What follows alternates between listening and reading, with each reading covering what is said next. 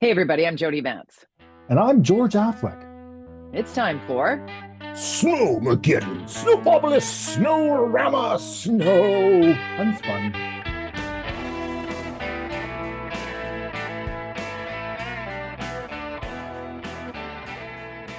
Snow Day, Dad. 2 days Two now, snow two days. of Oh them. my God. How have they been for you? Oh, Quinn's in there enjoying we got an email from the school saying, here's a link to the things to do your some work at home. And he's like, "Oh, what email? What? I don't have access to that. I don't know."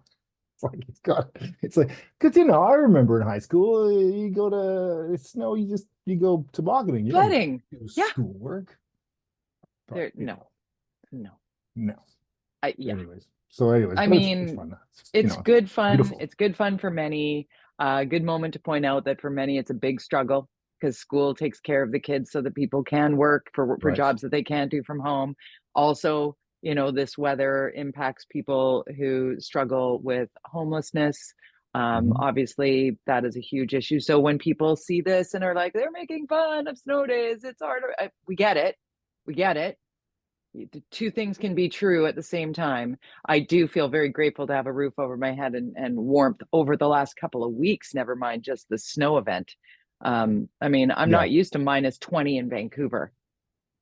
No, you're so right about you got to be. I mean, Sarah Blythe is posting some pretty horrific, terribly scary photos of people in the downtown east side living on the street buried in snow, and it's terrible. It's terrible. And what do you do? Yeah, And we don't know what the city's been trying to do. She says nothing, but I don't think that's the case. I think that there are multiple organizations down there trying to help these people, and a lot of them just won't no doubt. move. But of Yeah. course, there are people that are because of their mental state don't know what to do. So it's just. But then yeah, and then you've got of course the snowplow and the salting issue, which is always fun when it snows in Vancouver. If you live in the interior and you listen to this, you're like, oh, Vancouver, get over it. Because we don't prepare for snow because it's such a huge infrastructure cost, capital expense to buy a whole bunch of equipment for what, Three maybe days, 4 three days. days a year, if that. It's really not a good investment of taxpayer dollars to put a ton of money in snow removal equipment when just stay home.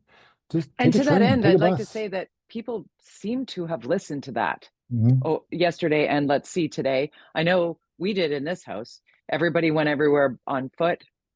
Yep. I tried to get rid of these emojis, George. I apologize to people watching this on Okay. YouTube or Luckily, online. most people listen to us, so they don't I see don't them. know how to turn those goddamn things off. I am so, oh my God. Anyway, so to the point, however, Vancouver struggles mightily. Other jurisdictions have that infrastructure in place. Hmm. Obviously, we all get a press release from some mayors telling us how great things are. Um, we see the mayor of Vancouver trying to get ahead of it on his social media, or somebody on the social media is saying how prepared. But then the struggle is real for so many people, and seeing buses lined up to get onto the Granville Street Bridge, and people that count on transit, and now they can't get around, and you Some know people have to go to work. You people, and I have yeah, the luxury of being able to work from home, which is where I am right now. And you can yeah. hear my audio is not great, perhaps. And I look kind of pasty because the snow's outside reflecting on my face. So I look kind of really I pasty, I was gonna think. say you look pasty. I also have TV makeup on because I'm going to do Steel and Oh, Vance right so after this. So you're the reason. But what's interesting this week because there was a big announcement yesterday, a big report released. Oh, let's deflect. Let's not talk about snow media. Let's talk about something else. What could that be? What would be a what? story that all What? media would probably switch to and to not Hmm. cover the horrible work that the snow nightmare that Vancouverites are living in? What would that be, Jody? What would that be, George? Oh, gosh, I think it might be an important report that's 4 months late, 3 months late. The big audit of the city of Vancouver came out And yesterday. in the city audit, what did we learn? I mean, I'm glad to see it. I will say that it's good to Yeah. see stuff analyzed by, I think, a bunch of accountants, which is great. And some will argue that it's a very conservative report because most accountants are kind of conservative. But it indicates clearly that the downloading by the provincial and federal government, as you and I have talked about for as long, and when I was in office, this is what I was always arguing: stop. We gotta push back on this downloading. And it was the BC Liberals then, and it's the NDP now, and they're still doing it. Represents our biggest cost to the taxpayers Challenge. of Vancouver. The fact that we're doing the work that we're not supposed to do is having the biggest impact on the people of this city. So, for example, of something that's being downloaded, just for people that maybe don't know. Mhm. is what? Nurses. The fact that the mayor, social services, a lot of those kinds of things, funding a lot of the nonprofits, a lot of millions and millions and millions and millions and millions of dollars, hundreds of millions of dollars being spent to deal with homelessness and housing being the biggest one for sure. That wasn't something the city used to do.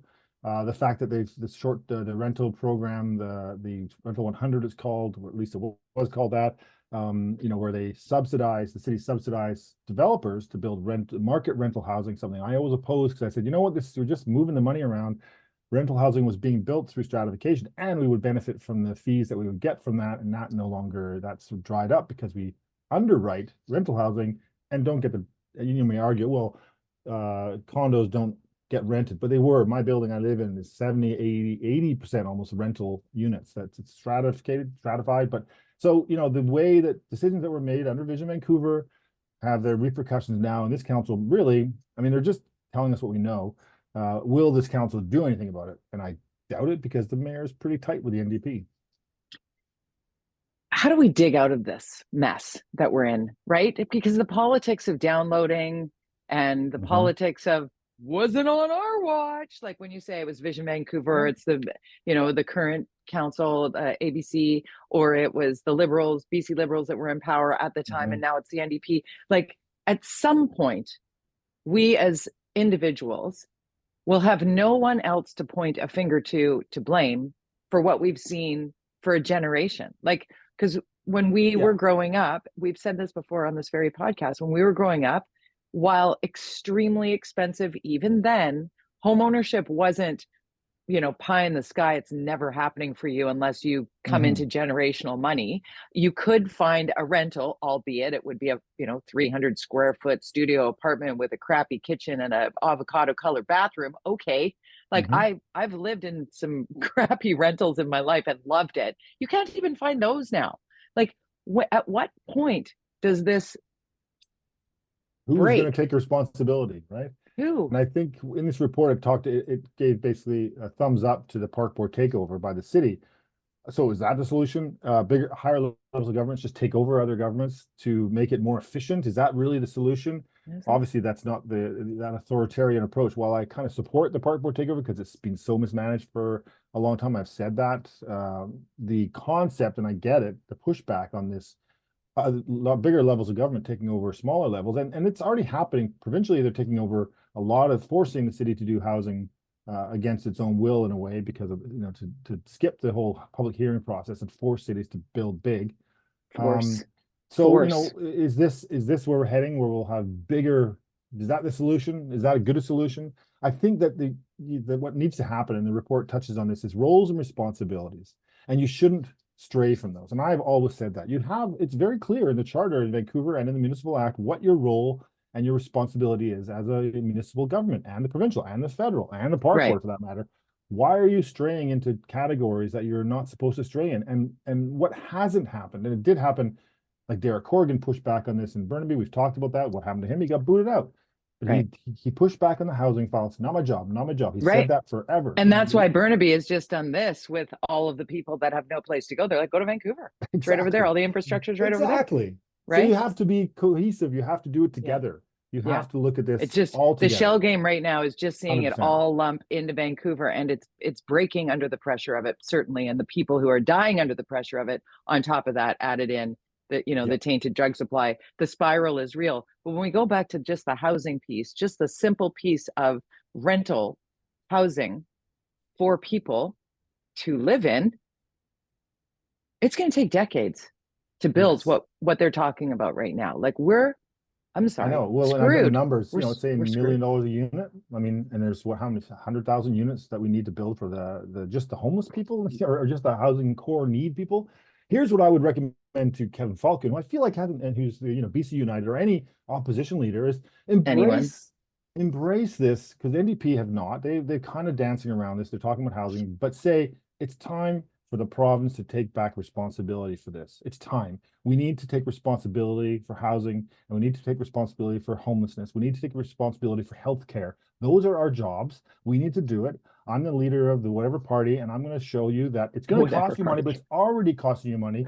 Because guess what? Look at this Vancouver report. And this is, Kevin Falcon could say, or the conservative, anybody can say this, say, you're paying this anyways. But guess what? This is not Yeah, working. It's not, you it's can't not do this working. in micro doses. And I, as a Right. leader of the provincial government, will go to the federal government and say, hey, dudes, and the NDP have kind of done this. Horgan kind of pressured the Liberals about this issue to say you got to step up on the housing file, and the Liberals kind of have. But we're talking, yeah, you're right. We're talking billions and billions and billions, if not $1 trillion, to deal with just the housing file. Just the housing file. So now there's on the federal level, because it's been pushed up out of municipal into provincial and pushed back onto the desk of Mark Miller, Minister Mark Miller, about immigration and the temporary foreign visas for students. And perhaps there needs to be a cap on international students coming to Canada, because those students come to our institution. The government doesn't see a piece of that because it goes to UBC or McGill or like fill in the blank, whatever. And it's 3 times more expensive for an international student to tuition. And then the higher education institution doesn't have to be responsible for where that student lives. So it's like we're bringing in more people who don't end up staying here. So I'm not advocating for or against anything. I'm laying out the groundwork of this story. And I actually was sitting with a group of teenagers who are about to be in the mix into that, like within the next 18 months, these 4, 5, 6 kids that were around my table a couple nights ago. I just laid it out. I'm like, what do you guys think? And it was interesting, to hear them not want to just, they said it would be unfair to say that issue is what's causing things. And then they brought up Airbnb, and that they're really quite educated on this. Beware, because they're going to be voting very soon as well, to those who are running for, right? But they sat and talked politics for like 2.5 hours at the dinner table. I was proud and shocked. But fascinatingly, they came to the conclusion that there is no one big swooping answer for sure. But imagine the number. I don't know what the number is. Okay. Sorry about the emoji that just hit. I talk with my hands. I don't even know how you get those emojis. As far as the bubble, I've never seen that one before, isn't it? It's when I put a thumb up or I put a thumb down, and then when I do it, it doesn't work. Yeah, exactly. It's counting you. It's hit and miss, George. It's just like me. It's hit which and miss. Is like politics, which is exactly what you're talking about. It's how do you develop policy that's consistent and right and does everything. And I think that's what they're asking, and that's what we all ask. But on the file on the students, it's a tough one. Canada has a very, I think, pretty good immigration program where we base it on, it's a whole numbers game, right? You got to tick off a whole bunch of boxes in order, unlike America, or you have to be really qualified and in order to get past the whole process. And the student visa program is there's also a 2-year student program where if you're under 27, I think it is, you can come in for 2 years. Fairly easy, and it's for certain countries like Ireland and Australia. That's why you see so many Irish people here. So and Aussies. And my daughter's in England on the same kind of thing right now. Like there's there, so it's I have friends who had their daughter go there for 2 years, and then it ran out, and she was like, "No, I have a job and I'm in school," and they're like, "Nope, your 2 years is up. You have to go home now. And when you go home, you can reapply and you can come back, but you can't stay." Right. Yeah. It was interesting. Exactly. So, but if we have, I'm always worried, and we've talked about this related to how, the rental regulations and policies that are related to foreign, whatever, investors or immigrants. It kind of feeds into the racism. And I've said that, and I get pushed back on that. And I'm going, it just does. It makes people, building policy based on where you came from. And most people who come to Canada are not from England. They're not. It makes people other. Right? Yeah, when you exactly. other people, most of them it's like we're all other, by the way. If you're not First Nations or Indigenous, you're not from here. Yeah, but specifically to the policy that he's talking about, I think is should there be a cap? I think is that on institutions that are funded by the provincial government, and that is a good question, because there's a school right across the street from here downtown, underneath the Granville Bridge, called Canada College, I think it's called. I think 100% private. All students from somewhere else, and it's not English language school. This is a school. I actually had some resumes from the students, and I was really impressed for a job I posted. And so it's 100% people, foreign students who come here, get their student visa, and go to this school because it's very expensive.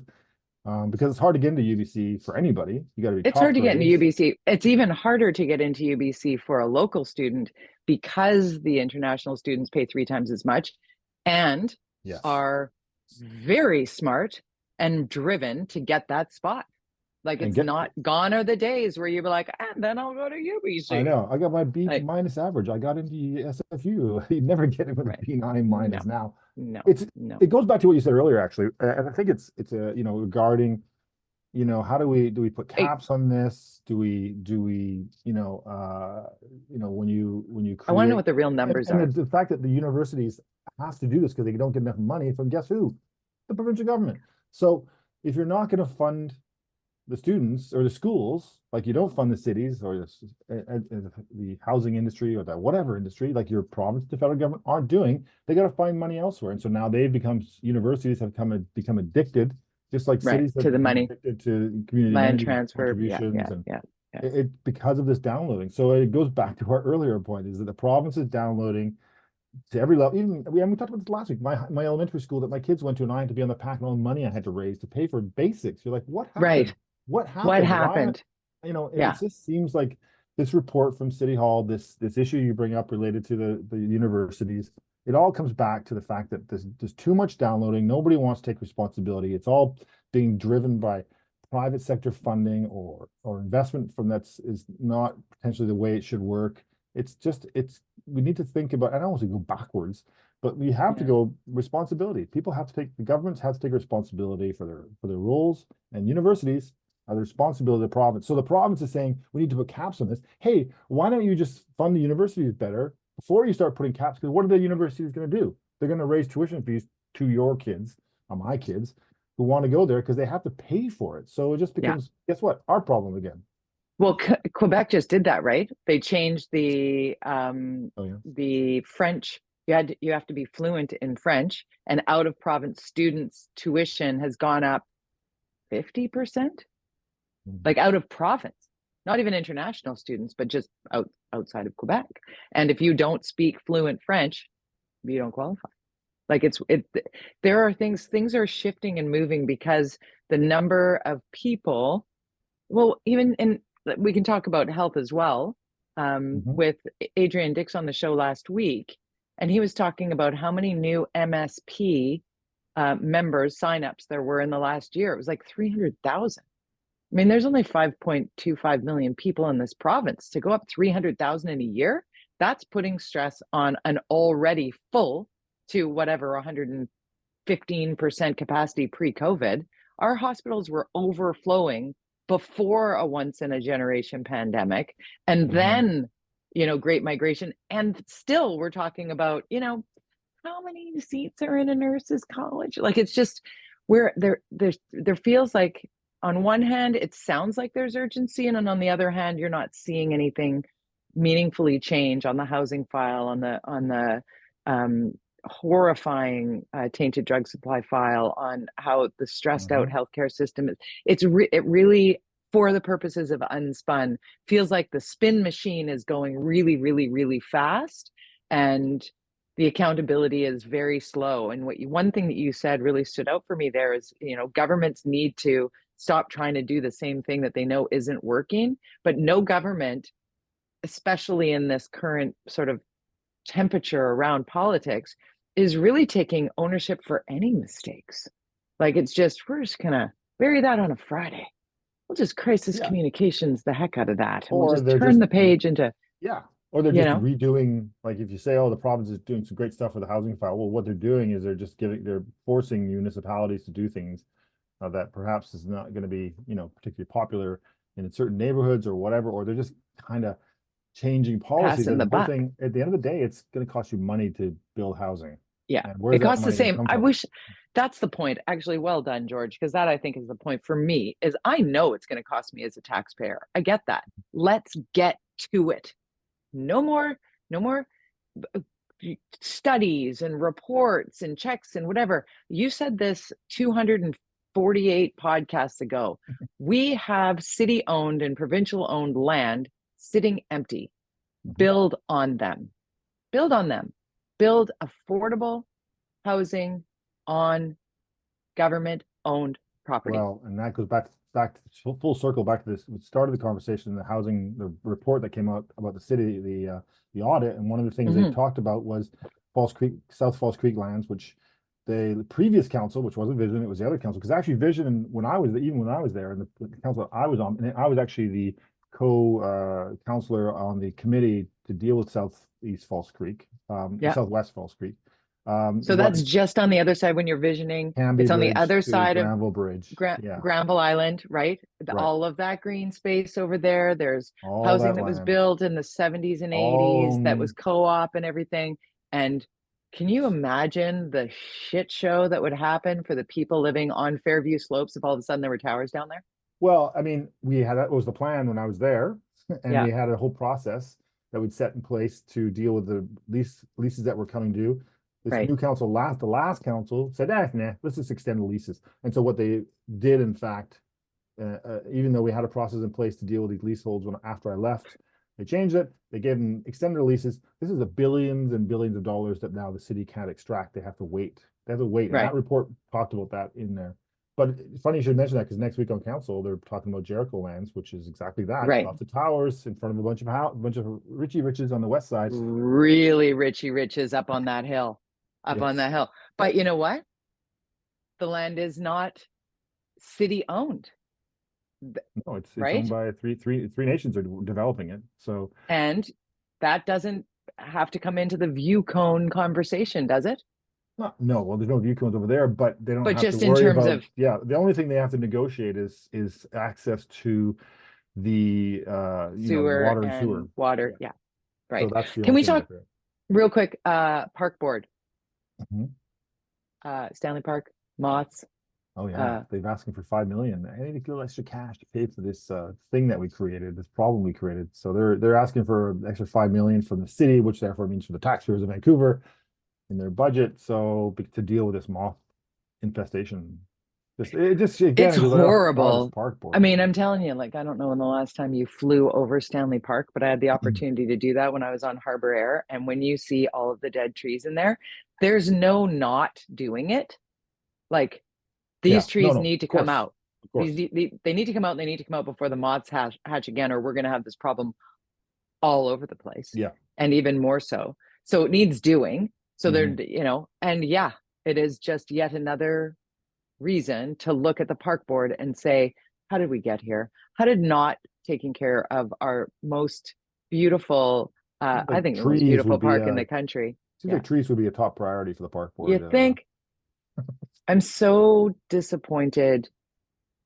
Honestly, I'm trying to have a little bit of grace here, but I'm so disappointed that it was allowed to get as bad as it is. I know, it's terrible. It's terrible. And the people that are fighting back to say, fighting for the park board, I understand your passion. I get it. But if there was any way that it might have worked really at all in these last, I'm going to say 15 years, because Stanley Park's broken, Kit's Pool's broken, the fountains are turned off, the water features in most every park are turned off or crumbling.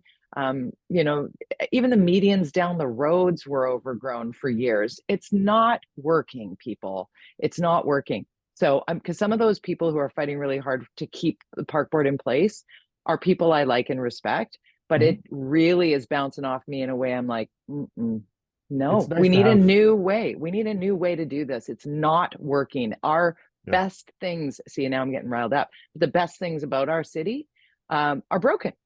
And somebody needs to take responsibility for that. And we pay millions and millions of dollars to a group of people that guard that money, or guard, like the fact that park board was about homelessness and truth and reconciliation. And no, the parks aren't working. The trees are dying and the pool is busted. Like, what the priority list, right? Again, roles and George, responsibilities goes back to the beginning. We talked about roles and responsibilities. What's your role? What are your job? Get your job done, and then we can talk about everything else. Right. If you can't do your job and you want to talk about the other thing, then like, okay, well, and those are important issues you bring up. That, of course, those are important issues. But okay, let's fix the pool, and then we'll talk about that later. Or can we talk about that? I hope that pool is fixed. If they were doing their job and they were blown away by the park board's amazing ability to manage the parks, then they could say, let's talk about reconciliation. Let's talk about housing. Sure. 100% with your extra time in the meetings. Sure. You want to But put the housing fact, on top of a honestly, community center? Okay, let's talk. But first, build a community center that in the last yeah, 20 years, please. please, for a generation, for a generation of people who will not have what we had. And, Mhm. tiles falling off the aquatic center, things that are Endless. The literally list falling is on long. people. The list is It's long. long. I don't know. Will I ever swim in Kids Pool again in my lifetime? I don't know. It's the ultimate with the broken windows concept, and that's of course a legitimate issue in Vancouver, broken windows, Yeah. which has it seems to slow down a bit. But the fact that if you don't take care of the little things, everything starts to fall apart. And Everything. that's what We're that seeing it defines happen. park board. And I feel so in the name of taking responsibility for it, I definitely feel like I've not done enough because it's on my watch as somebody Mhm. who votes and cares and engages. And like, I'm failing at getting the things happening the way they should with common sense. Are you Like, running for mayor? no. Can you imagine how short my tenure would be in one council meeting? Can you imagine? I would You say what throw you my actually coffee mug at mean. somebody. I'd have like a Steel and Vance coffee mug and I'd throw it across the room. You know, Kelowna Airbnb rules. Tell me what you Mm. know. Well, they've brought Strict. in the strictest regulations beyond what the province required. I think I'm curious to see what happens. So that, obviously Kelowna is a tourist town. It's similar to there are other places like this. I think Palm Springs has pretty strict rules, They surprisingly. do. I just found that Hawaii, out. I Hawaii, found very out how strict. strict. Do you want to know how strict Palm Springs is? You have to register with the city, costs $1,000 a year, Hmm. and you have to pay tax on the money that you get from your rental. You have to be on property for the welcome and the goodbye. There's no remote Airbnb anything. Like Okay. it is hoopity hoop hoopla. And there's Yeah. money to be made. So hey, why not? Oh, I for mean, sure. it's a But if you tourist do a longer destination. term rental, like even if you do a month long rental, I think it has to be more than 2 weeks. Okay. But if you do just even that, no problem. No fees, no anything. Oh, really? Okay. So Kelowna's doing this. I just think that I know that in my strata we had stricter regulations in our strata than we were following rules that we just decided after the city made some rules and we made our rules.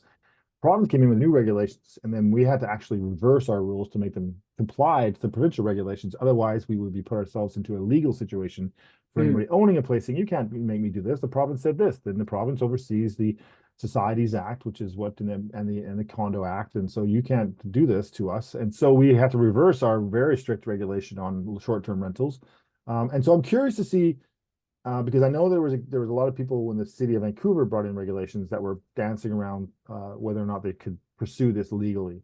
But then the province came in and brought theirs, and the city kind of complied. But I think they would have probably been successful in saying that this goes beyond what you are permitted to do. And as we've talked about, cities and municipalities serve at the pleasure of the province, and so the province makes the regulations. You just follow them, and right. and so I would bet there's going to be a pushback um, through some kind of group, uh, legal action against this regulations because In it's we're Kelowna. talking big money here in Kelowna. A lot of people renting their places there. Oh my gosh. I can tell you off the top of my head, I know 5 people who have properties, secondary or second and third properties that they purchase for investment purposes that they rent out in Kelowna through Airbnb. Yeah. Like, and I'm not an Airbnb user. I'm not an anti Airbnb person. I just think there needs to be some way to curtail the people that overdo it, like rent a place and then run it as an Airbnb. Because I actually have one friend who has multiple rentals that the landlords don't even know she's running an Airbnb out of. Right. And that's too far. That's a bridge too far for me. It is. But as you and I age and our kids get older and we have places that are very desirable and we want to travel, why Yeah. can't I want to be able to be in my place and then maybe I can rent it and make some money so I can be somewhere else and rent that place. So that's why those trading programs are going where you Yeah. trade House swap. Yeah. house swap, which makes sense, but you don't I have have as much friends that have done pick. that as well. Yeah. Yeah. So, And trusted house sitters, trusted pet sitters, oh, trustedhousesitters.com, I need one of trusted pet. those. Yeah, They have those? Oh, really? they do. Send me a It's link. 100, it's 100, I will, $150 a year to be in the mix. And we use them when because I've got the two dogs, Yeah. and at the time Fenway was a senior dog, so it's not like I'm shipping them off somewhere. He was in Right. his teens, and we had this great couple who travel all over the world. They literally have a cottage in Ontario that they spend, 2 months in the summer at, and then they swap that out for other people, and they travel all over the world just taking care of people's pets for free, Oh my God, that sounds awesome. just for the use of their house. So they came here. It was 2018 that we did it because my stepdad and mom took us to Hawaii. All the family got to go to Hawaii. Right. There was like 9 of And us. even your backups weren't available to take care of the pets, right? That's the thing. No, not for You all go a somewhere, big, there's just nobody right? to take care, right? And this couple have their son, their adult son, worked and lives here, but has a studio apartment, so not enough room for them. And they're like, "Oh my gosh, we could come for Christmas," and they were so great. And it ended up being a super rainy Christmas time, and they were so kind that they were even like, "Can we have our son over for dinner for Christmas?" I'm like, "Of course you can." They're sending me pictures of my dogs having a great old time, free. That's great. Yeah. That's cool. Anyway, there's your we trusted pet digress, sitters. but Yeah. we gotta go. Anyway. I gotta go play in the snow. I gotta build a snowman. There's not one. I gotta go to work. I gotta go. Okay. We're gonna find you on your social media, George _. Affleck, George_Affleck on Twitter. I'm at Jody Vance, Jody with a Y, at Jody Vance on Twitter and Instagram, and I'm on TikTok. You're on TikTok. It's hard Yeah. work. It's hard work. It is. It's a lot. Yeah, but be careful out there if you're driving around. If you have to dig out your car and you have all seasons on it, don't. Big of us. Just don't. Wait a couple days. It'll be 8 degrees and raining. And clean out your storm drains. I hate those. I hate that rain part. I know. Ugh. Wait. So It's a thing. Vancouver. Okay. So Vancouver. Bye. Bye, George.